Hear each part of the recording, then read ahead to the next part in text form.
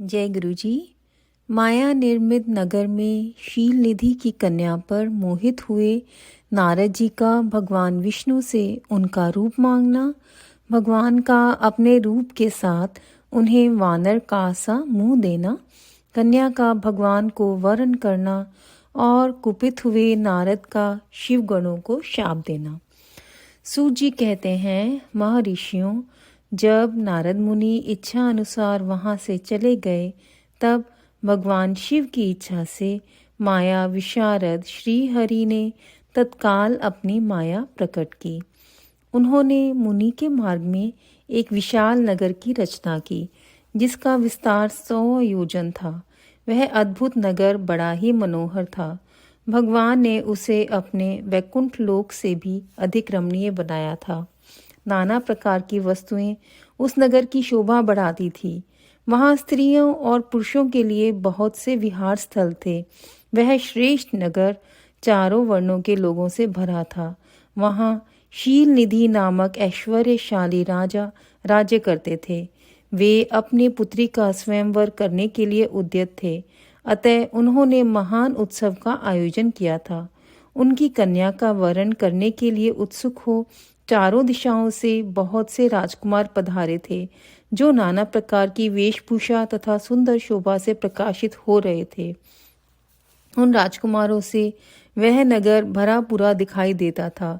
ऐसे सुंदर राजनगर को देख नारद जी मोहित हो गए। वे राजा शील निधि के द्वार पर गए।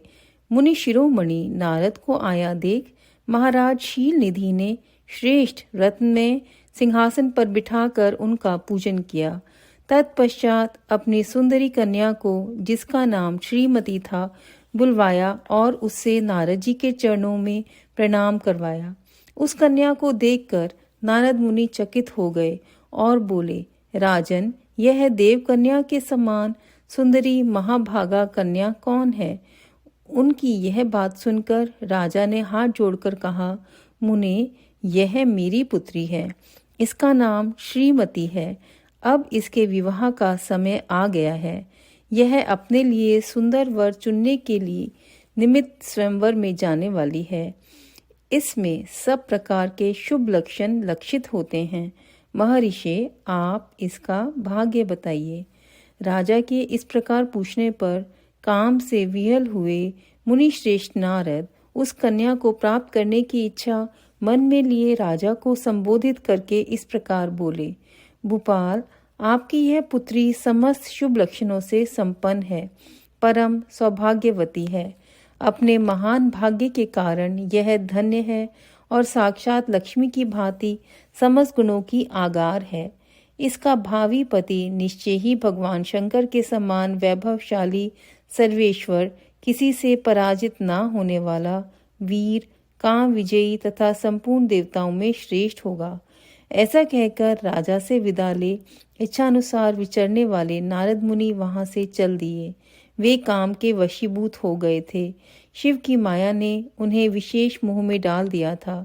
वे मुनि मन ही मन सोचने लगे कि मैं इस राजकुमारी को कैसे प्राप्त करूं। स्वयंवर में आए हुए नरेशों में से सबको छोड़कर यह एकमात्र मेरा ही वरण करे, यह कैसे संभव हो सकता है? समस्त नारियों को सौंदर्य सर्वथा प्रिय होता है। सौंदर्य को देखकर ही वह प्रसन्नता पूर्वक मेरे अधीन हो सकती हैं, इसमें संशय नहीं है। ऐसा विचार कर काम से विवल हुए मुनिवर नारद भगवान विष्णु का रूप ग्रहण करने के लिए तत्काल उनके लोक में जा पहुँचे।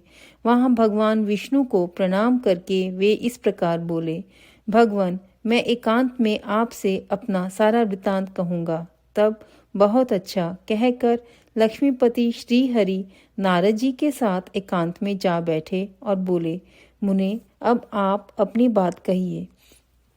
तब नारद जी ने कहा, भगवान, आपके भक्त जो राजा शील निधि हैं, वे सदा धर्म पालन में तत्पर रहते हैं। उनकी एक विशाल लोचना कन्या है जो बहुत ही सुंदरी है। उसका नाम श्रीमती है। वह विश्व मोहिनी के रूप में विख्यात है और तीनों लोकों में सबसे अधिक सुंदरी है। प्रभु, आज मैं शीघ्र ही उस कन्या से विवाह करना चाहता हूँ। राजा शील निधि ने अपनी पुत्री की इच्छा से स्वयंवर रचाया है, इसलिए चारों दिशाओं से वहां सहस्रों राजकुमार पधारे हैं। नाथ, मैं आपका प्रिय सेवक हूँ, अतः आप मुझे अपना स्वरूप दे दीजिए, जिससे राजकुमारी श्रीमती निश्चय ही मुझे वर ले। सूजी कहते हैं, महर्षियों, नारद मुनि की ऐसी बात सुनकर भगवान मधुसूदन हंस पड़े और भगवान शंकर के प्रभाव का अनुभव करके उन दयालु प्रभु ने उन्हें इस प्रकार उत्तर दिया। भगवान विष्णु बोले, मुने, तुम अपने अभीष्ट स्थान को जाओ, मैं उसी तरह तुम्हारा हित साधन करूंगा, जैसे श्रेष्ठ वैद्य अत्यंत पीड़ित रोगी का करता है, क्योंकि तुम मुझे विशेष प्रिय हो। ऐसा कहकर भगवान विष्णु ने नारद मुनि को मुख तो वानर का दे दिया और शेष अंगों में अपने जैसा स्वरूप देकर वे वहां से अंतर्धान हो गए। भगवान की पूर्वोक्त बात सुनकर और उनका मनोहर रूप प्राप्त हो गया समझकर नारद मुनि को बड़ा हर्ष हुआ। वे अपने को कृतकृत्य मानने लगे। भगवान ने क्या प्रयत्न किया है, इसको वे समझ ना सके। तदंतर मुनि श्रेष्ठ नारद शीघ्र ही उस स्थान पर जा पहुंचे जहां राजा शील निधि ने राजकुमारों से भरी हुई स्वयंवर सभा का आयोजन किया था। विप्रवरों, राजपुत्रों से घिरी हुई वह दिव्य स्वयंवर सभा दूसरी इंद्र सभा के समान अत्यंत शोभा पा रही थी। नारद जी उस राजसभा में जा बैठे और वहां बैठकर प्रसन्न मन से बार बार यही सोचने लगे कि मैं भगवान विष्णु के समान रूप धारण किए हुए हूँ, अतः वह राजकुमारी अवश्य मेरा ही वरण करेगी, दूसरे का नहीं। मुनि श्रेष्ठ नारद को यह ज्ञात नहीं था कि मेरा मुंह कितना कुरूप है। उस सभा में बैठे हुए सब मनुष्य ने मुनि को उनके पूर्व रूप में ही देखा। राजकुमार आदि कोई भी उनके रूप परिवर्तन के रहस्य को ना जान सके।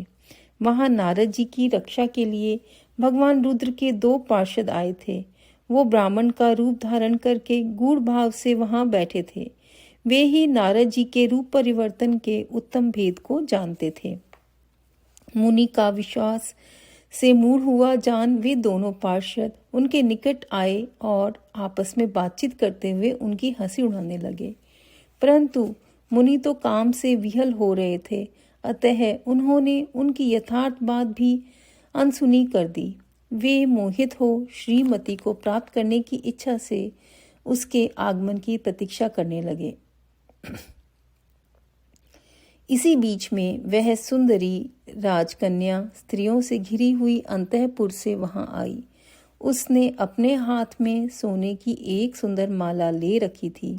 वह शुभ लक्षणा राजकुमारी स्वयंवर के मध्य भाग में लक्ष्मी के समान खड़ी हुई अपूर्व शोभा पा रही थी। उत्तम व्रत का पालन करने वाली वह भूप कन्या माला हाथ में लेकर अपने मन के अनुरूप वर का अन्वेषण करती हुई सारी सभा में भ्रमण करने लगी। नारद मुनि का भगवान विष्णु के समान शरीर और वानर जैसा मुंह देखकर वह कुपित हो गई और उनकी ओर से दृष्टि हटाकर प्रसन्न मन से दूसरी ओर चली गई। स्वयंवर सभा में अपने मनोवांछित वर को ना देखकर वह भयभीत हो गई। राजकुमारी उस सभा के भीतर चुपचाप खड़ी रह गई। उसने किसी के गले में जयमाला नहीं डाली। इतने में ही राजा के समान वेशभूषण धारण किया हुआ भगवान विष्णु वहां आ पहुंचे। राजा के समान वेशभूषा धारण किए भगवान विष्णु वहां आ पहुंचे। किन्हीं दूसरे लोगों ने उनको वहां नहीं देखा, केवल उस कन्या की ही दृष्टि उन पर पड़ी। भगवान को देखते ही उस परम सुंदरी राजकुमारी का मुख प्रसन्नता से खिल उठा। उसने तत्काल ही उनके कंठ में वह माला पहना दी। राजा का रूप धारण करने वाले भगवान विष्णु उस राजकुमारी को साथ लेकर तुरंत अदृश्य हो गए और अपने धाम में आ पहुंचे। इधर सब राजकुमार श्रीमती की ओर से निराश हो रहे थे। नारद मुनि तो काम वेदना से आतुर हो रहे थे, इसलिए वे अत्यंत विह्वल हो उठे। तब वे दोनों विप्र रूपधारी ज्ञान विशारद रुद्रगण काम विह्वल नारद जी से उसी क्षण बोले। रुद्रगणों ने कहा, हे नारद, हे मुने, तुम व्यर्थ ही काम से मोहित हो रहे हो। सौंदर्य के बल से राजकुमारी को पाना चाहते हो। अपना वानर के समान घृणित मुंह तो देख लो। सूत जी कहते हैं, महर्षियों, उन रुद्रगणों का यह वचन सुनकर नारद जी को बड़ा विस्मय हुआ। वे शिव की माया से मोहित थे। उन्होंने दर्पण में अपना मुंह देखा। वानर के समान अपना मुंह देख वे तुरंत ही क्रोध से जल उठे और माया से मोहित होने के कारण उन दोनों शिवगणों को वहां शाप देते हुए बोले, अरे तुम दोनों ने मुझ ब्राह्मण का उपहास किया है, अतः तुम ब्राह्मण के वीर्य से उत्पन्न राक्षस हो जाओ। ब्राह्मण की संतान होने पर भी तुम्हारे आकार राक्षस के समान ही होंगे। इस प्रकार अपने लिए शाप सुनकर वे दोनों ज्ञानी शिरोमणि शिवगण मुनि को मोहित जानकर कुछ नहीं बोले। ब्राह्मणों, वे सदा सब घटनाओं में भगवान शिव की ही इच्छा मानते थे, अतः उदासीन भाव से अपने स्थान को चले गए और भगवान शिव की स्तुति करने लगे। जय गुरु जी, जय जय गुरु जी। अध्याय 3। ओम नमः शिवाय। शिव जी सदा सहाय।